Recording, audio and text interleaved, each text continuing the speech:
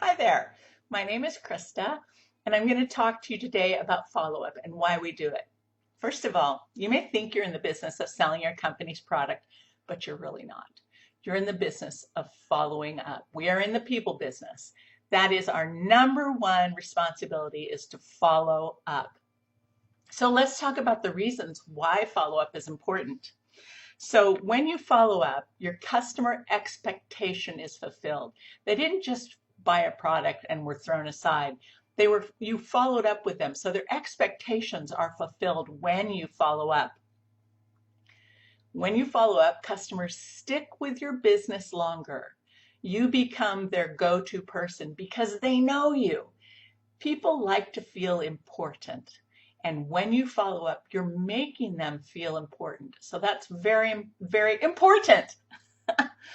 A follow-up is also a synonym for customer service. People expect, in today's world, we expect great customer service. So by following up, you're fulfilling that expectation of great customer service. And it's also possible, let's say you're following up with people on a regular basis, it's also possible for them to share your contact information because they trust you and they know you through your follow-up. So it's also a potentially great way to build your business. Regular follow-ups always give your customers a way to feel heard and engaged. That's really important. People want to be heard now. So we all want to be heard. We all want to be engaged. So when you follow up, you open that door for them to feel engaged and heard. It's very important, especially in this world of technology where we don't have those one-on-one communications anymore. So giving your customers an opportunity to be heard is really, really powerful. Customers also typically want a way to get in touch with a company. So if you're working for a direct sales company, and it's a big company, it's very difficult for a customer to just call the company and say XYZ. If they have you, they have a direct link to the company, which again makes them a more consistent and reliable customer. You know, we all give out samples. And I've heard so many times from people saying, well, I hand out samples and no one calls me. That's true. No one's going to call you. You have to follow up with them.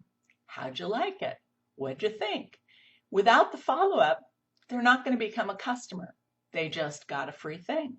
So following up after giving a sample is crucial. Following up with existing customers also increases the likelihood that they're going to buy other products. One of the things that I do is, and thank goodness for Sell with Amy, because I'm going to tell you, without Sell with Amy, my business would not be going as strong as it is. I use Amy every day for 5 to 10 minutes, every day. You know, it's like anything. When you own a business, you have to put the key in the lock, open the door, and go inside. Well, it's the same with our business in direct sales. You still have to put the key in the lock and open the door. And I do it by using Sell with Amy. So let's talk about the different ways to follow up. We have phone calls, texts, emails, handwritten letters, or Facebook. So, or Instagram. Let's just say social media. One of the things that I have found to be the most effective is phone calls. I know we hate to pick up the phone and call someone, but that is what's going to engage your customer. That is what's going to make them feel really special. Texts are a great alternative. I would put handwritten notes are very powerful. You know, we just don't get snail mail anymore. So when a customer gets a handwritten note in the mail, that's like, wow, Krista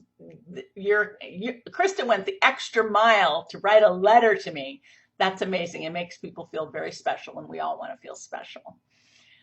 Emails, you probably get a little less of a response to because lots of us ignore emails in our inbox, but it's that top of the mind marketing. By sending that email or that text or phone call or Facebook, social media, you're staying on top of their mind, and that's what's important. If you follow up once a year, likely people won't really get back to you.